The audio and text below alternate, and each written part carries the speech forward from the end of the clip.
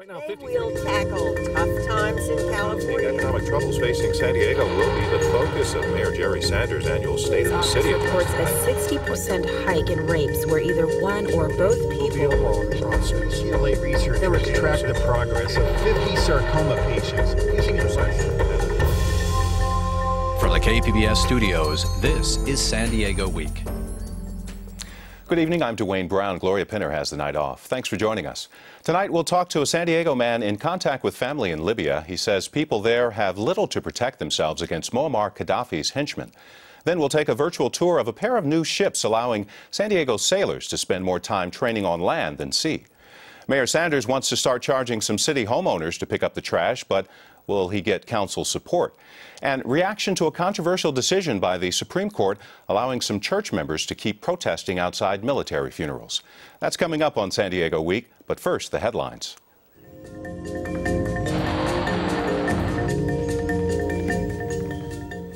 Amitha Sharma joins me from the KPBS News Center. Amitha, are there new signs the state's economy is improving? Yes, there are, Dwayne. California may be inching toward an economic recovery. The state's unemployment rate fell to 12.4% in January from 12.5% in December. But California's unemployment figures remain higher than the rest of the nation's. California prison officials have scheduled parole hearings for 10 of the state's sickest and most expensive inmates. Taxpayers spend tens of millions of dollars each year guarding hospitalized prisoners. Some of the inmates are on ventilators, others are paralyzed.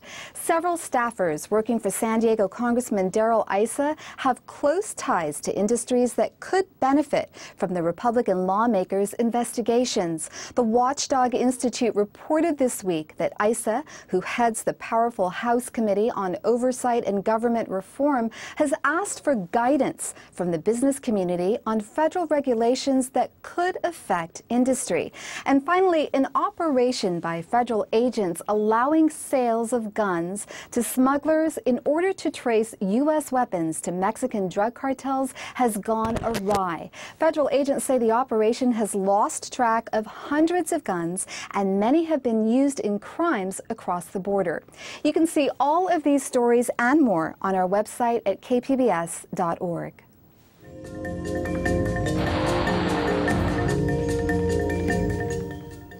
Hundreds of Libyans have been killed in that country's uprising, while leader Muammar Gaddafi shows no sign that he will step down. The U.S. government is still trying to figure out what action to take against the dictator. For San Diegan Abdul El Arbi, violence in Libya hits dangerously close to home. His family lives in Tripoli, and he joins me now to talk about what's happening there. Hey. Hi. Thank you for your time today. You're welcome. When was the last time you spoke to family members? Actually, today at 2 p.m. I called my home there, and it is about 12 midnight there. We have 10 hours they're ahead of us, 10 hours difference in time. I spoke with my niece, and just a normal talk. You know, they're so scared and afraid to speak over the phone because they are listening to them. And they told me this before through some friend. Do not talk to us about the regime, or do not attack the regime there, because they may just come and pick them up and take them, you know, whatever, in a place that they don't know where, jail or whatever. So I just asked about the family, how you been doing, how's my sister, which is her mother, how is the rest of the family, my brothers, and she was telling me they're all fine. Then I spoke with a friend of mine. Actually, I called him after that, because I spoke with him before, and he was, you know, courageously, he was talking openly about the regime, attacking the regime. So I said, maybe something happened to him. Let me call him back, see how he's been doing. When I called, he said he was fine. He was there at home. Are you concerned about family safety? Oh, definitely, definitely. People are taken as a hostage right now by Gaddafi. They leave just for necessity. They leave for food, whatever they need, then they come back home. You know, the streets are empty at night. They're even before the night, the streets are empty. They ask them to take their children to the school. They refuse. Come out and work. They refuse. They're so scared. Snipers, maybe, or the protest. The group of more than 3 or 4 has been attacked by the snipers being killed.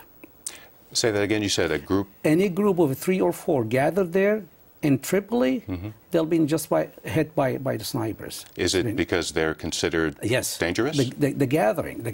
I'll give you an example of what happened Friday, after Friday prayer there. In the gathering in the city of Tajura, you know, they came out protesting, and they start, you know, hitting them, and that some's being killed. There was reports that Gaddafi's henchmen were going into homes at night and dragging people out. Correct. That's what I hear. That's what I've been told, yes. They picked them up to recruit them, or because they were listening to their phone calls. I don't know, but they pick people or young men from their homes and take them away. Where they go, to the camps, Gaddafi's camps, or jail, nobody knows. They just disappear. And the city of Zawiya, this is the west of Tripoli. This is close to the border of Tunisia. It's been hit hard by the Gaddafi, mercenaries, and it's about 50 people has been killed or more. And now they've been taken hostage. No water, no food's getting there, and they're asking the international, community to help them. He tried to starve them there to death. And this area, Tunisia, was significant in the beginning of these uprisings, along with Egypt. Correct. And this is also where a lot of the foreigners are trying to get out of, right? What happened, we have, Tripoli is Libya. Libya is Tripoli. The center of, all people, trade, whatever you name it, it's in Tripoli. So city commerce, it's big. It is. So we have millions of Egyptian workers there. It's about 2 or 3 millions, but they're scattered all over Libya. Libya is so large and wide, but most of them in Tripoli. We have all foreigners there in Tripoli. So when they left, so the close border to them in Tripoli, it's Tunisia. And the one they could not leave from Benghazi, the eastern part, which is liberated by the revolution there. Right. And they came from Benghazi through Tunisia, tried to get through Tunisia. It's a big mess right now. What was it like when you lived there? And remind us how long ago it was under the Gaddafi regime. Well, actually, I left in 76. Came to the United States for education that time, sent by oil company. I worked for, actually, Marsa Brega, or Brega they show right now, I worked 2 years there. So, I've been sent by a company called Amosis to finish my education in the United States. When I finished in 78, I decided not to go back. They told me that the things getting bad and worse. He started showing Gaddafi showing his ugly face that time. Austerity and all that, things that's happening. But I've been visiting my family. I've been in contact with them through the phone or visiting every 4 or 5 years. The last time that I visited is about 3 years ago.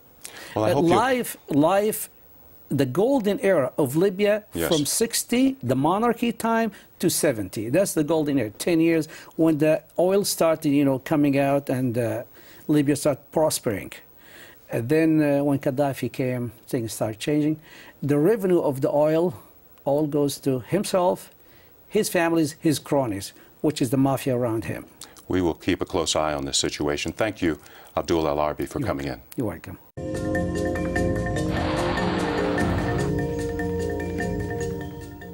Two new Navy combat ships are making San Diego their home port. KPBS reporter Peggy Pico says specialized crews are being trained in San Diego to run these high-tech ships. Aim just towards the stern of that inbound vessel. Gunner kill track 8060 with 57 millimeter. All right, board clear, 5 rounds expended, no apparent casualties or damages. 5 rounds expended, board clear. Aye. This is what it looks like leaving San Diego on board a Navy combat ship. Okay, right now we are standing on the bridge of USS Independence, LCS-2. But this isn't real. It's actually one of 2 land-based simulators at the Littoral Combat Ship Training Center at Naval Base San Diego. These are the Navy's first and only combat navigation simulators. Each life-size bridge precisely replicates the Navy's newest battleships.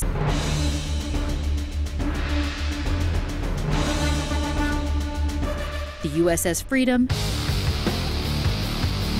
and the USS Independence. Joe Shiflett, director of the center, says simulator training on land instead of sea is better for the planet and the bottom line.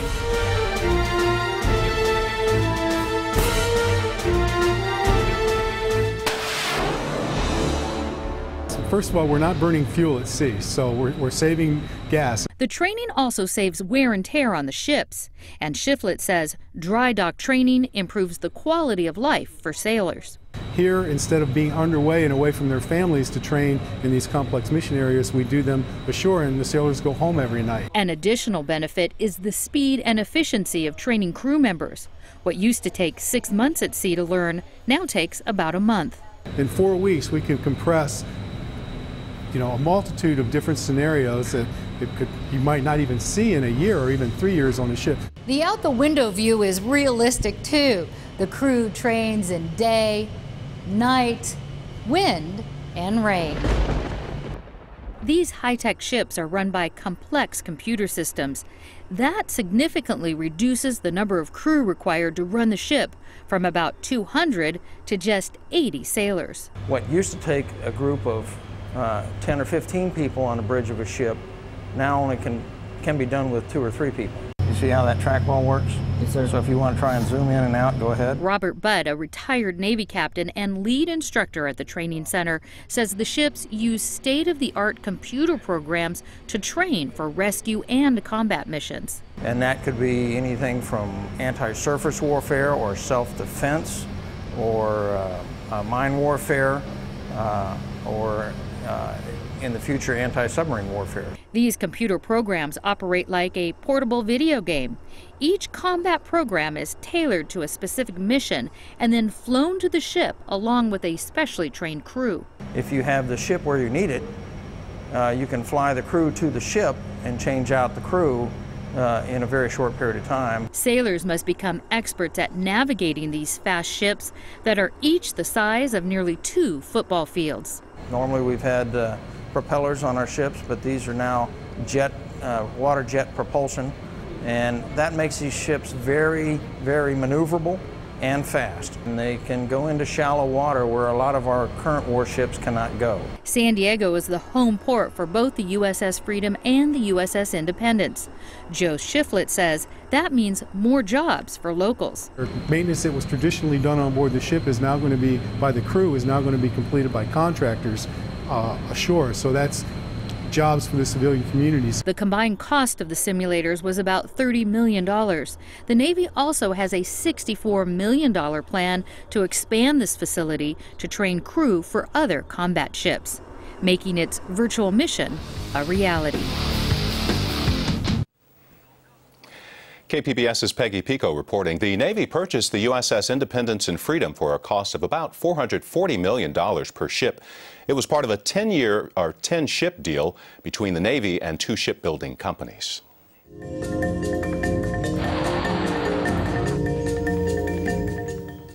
About 60% of city dwellers in San Diego receive free trash pickup, but the mayor's trying to whittle that majority down.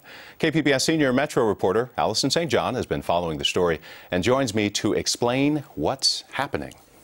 Hi, Alison. Glad to be here. Glad to see you. Why is trash pickup free for 60% of the city? Well, this is an old story that some people have forgotten, but back in 1919, they discovered that the city was actually not only charging for trash pickup, but was also making a profit from selling that trash to pig farmers in Los Angeles. So at that point, they passed an ordinance saying that the city would not charge its residents any trash, and that still holds true today. Selling the trash to pig farmers in Los Angeles. What were they doing with it? I guess the pigs were dealing with it the way that pigs do. That's part of the people's ordinance, right? And of course, that's called changed now. Everything has to go to a landfill. It's very expensive to get rid of trash. But some folks, 40%, are still paying to have their trash picked up. Why? That's right. Well, there's about 42% apparently now, which is apartment owners, condo owners. Those are the people who don't actually throw their trash in little cans that go on the edge of the curb. They have these big dumpsters, and according to the ordinance, it has to be residential trash pickup. So it's the cans that are free. As soon as you get into the big dumpsters, you have to pay. The mayor wants to begin charging some of these folks for trash. What is he actually proposing? Well, he is wanting to add about 14,000 families to the list of the people who pay. Those are people who live on private streets. You know, those little streets that are often not paved, which are actually not city streets. And there's, you know, a significant number of homeowners who live on these streets who still get free trash pickup, but they don't, by law, the city does not, by law, have to provide that. Everyone's tightening their budget, so what will the city save? Well, according to the mayor, if he starts charging these 14,200 families or households, he would make almost $700,000, which, you know, is not a lot of money when you think of the fact that the city has a $56 million budget gap right now. But they're paying about $35 million for trash altogether, and this is kind of like whittling away at the number of families and households which get free trash. What did the council committee say about the mayor's proposal? So the council committee, this was the Natural Resources Committee, was not very pleased. I mean, basically, the council members are representing their constituents directly, and of course, none of the constituents want to start paying trash. They said it was very unfair to penalize them. There'd be somebody living right next door who'd be getting free trash. So the proposal by Carl DeMaio was to get the city attorney to draft an ordinance which would overturn the mayor's proposal. And so the plan is for them to send it to the city council, then they'll see what that ordinance says, and then we'll get a final vote on this. And when is that expected? That'll be on April 19th. So we will find out whether more people will pay for trash or not. Yes, and I think, Dwayne, the thing about this is that, you know, it's the sort of third rail of San Diego politics. Nobody thinks that they're going to be able to overturn this because it has to go to a vote before they could start asking people to pay for trash. So the people who are not paying, who are getting it free right now, are saying, well, we pay our property taxes, our sales taxes. Why should we also have to pay for trash? Of course, you know, everybody else in the county is also paying sales and property taxes and also paying for their trash, so that argument doesn't hold a lot of water.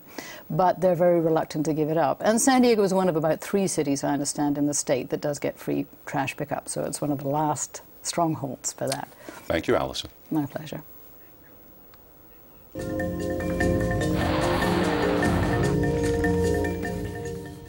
Most of San Diego County's water supply is imported. As supplies get tight, we pay a higher price. One way to decrease our dependence is to increase the use of recycled water.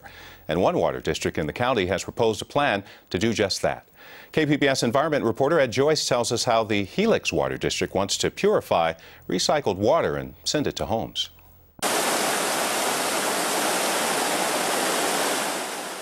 The Helix Water District wants to use this dry stretch of riverbed on property it owns 14 miles east of La Mesa to produce water. It's called the El Monte Mining, Reclamation, and Groundwater Recharge Project. The plan involves 3 major elements: purifying recycled water and pumping it into the ground, restoring the riverbed with native plants and creating trails for hiking, mountain biking, and horses, and mining the sand, which will be sold to help fund the water and restoration parts of the project. We create new restored habitat. We create trails for the valley. We do receive an economic benefit from the sand, and it is a very valuable resource. It's very high quality sand. And then on top of it, we develop this water supply, which will serve us not just for a few years, but will be a very, very long-term water supply. Mark Weston of the Helix Water District says the Groundwater Recharge Project is modeled after a similar one in Orange County.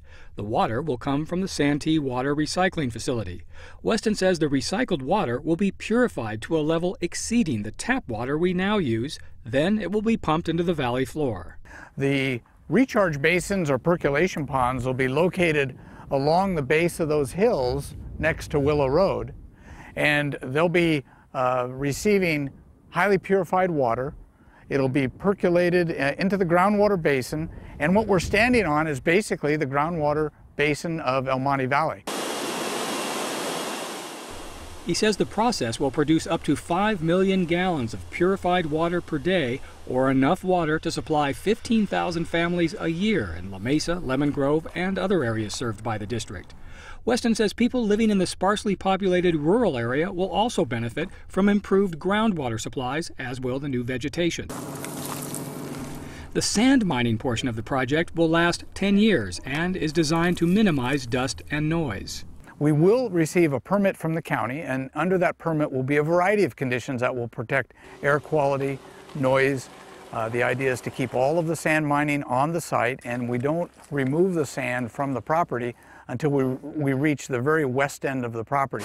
The estimated $80 million project will be paid for with state, federal, and local grants, along with money from the mining operation.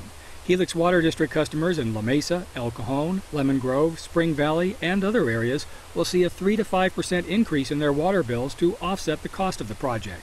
If an environmental review is approved, it's estimated water will begin flowing from the project in 2014. KPBS's Ed Joyce reporting. The public is invited to provide their thoughts about the project at a meeting Tuesday, March 8th at 7 o'clock in the evening at the Helix Water District boardroom in La Mesa.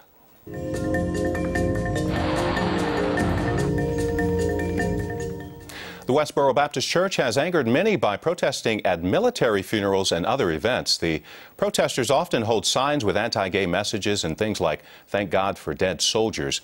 Despite the offensive messages, the U.S. Supreme Court ruled the First Amendment protects the group's right to speak freely and protest. KPBS guest military blogger Beth Ford Roth joins us to explain the Supreme Court's ruling.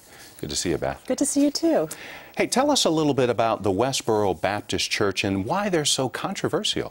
Well, they're based in Topeka, Kansas, and the church is really one man, Fred Phelps, and his family. And the church is made up of about 100 people, and he's got 13 children, 11 of whom have law degrees. And so this family is able to earn their way going around the country protesting with having a very profitable law firm in Topeka, Kansas. And basically what they believe is that God is punishing the United States for tolerating homosexuality.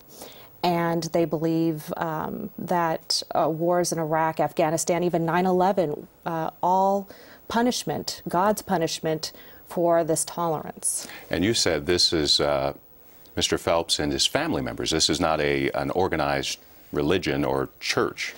That's true. And what's interesting is no organized religion backs them. No organized group, no political party from the far right, far left, anywhere in between, any religious group. These people are on their own, basically, in their views. Why military funerals? Well, it's all part of the belief that these wars in Iraq and Afghanistan are basically our punishment from God, and they want to make sure that everyone knows that we are facing this wrath, and they want to get everyone's attention, I guess, so we can enjoy salvation. And they do it in such a offensive way with the signs like you mentioned, as a way, as they say, to get attention. Remind us of how this originated, this case, and how it got up to the Supreme Court level.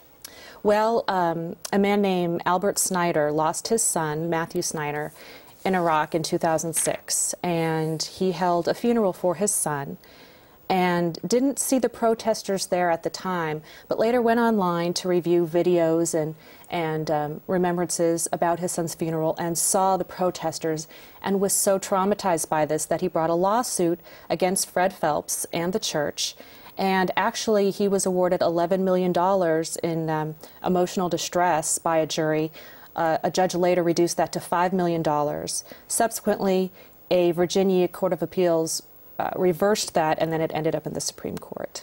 Well, we've got about a minute. What was the court's reasoning for ruling in favor of the church members? Well, it was a matter of free speech. Justice Roberts wrote the opinion and basically said, as much as this is hateful speech, as much as it may hurt us, it is protected by the First Amendment, that they have this freedom to say what they want to say, and it's this hurtful, painful speech that is exactly the speech that needs to be protected by our Constitution.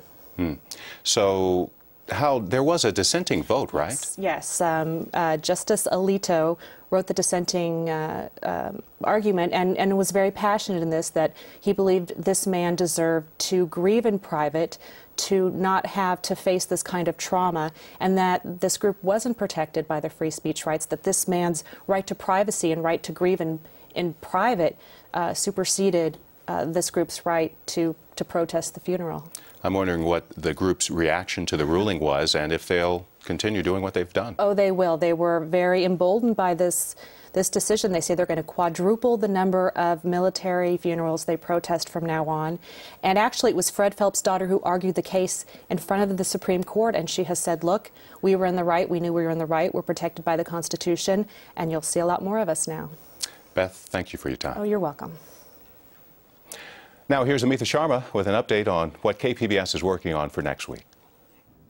Coming up on KPBS News next week, a look into how a combination of research and small pharma investments have made a difference in curing rare diseases. And on These Days, a look at America's longest war. We'll hear a frontline assessment of America's entanglement in Afghanistan from journalist and author Rajiv Chandrasekaran. Thanks, Amitha. You can comment on any of the stories you saw tonight by going to our website at kpbs.org/SDweek. We'd love to hear from you. Now, here's a look at your weekend weather forecast. Thanks for watching. I'll talk to you on the radio.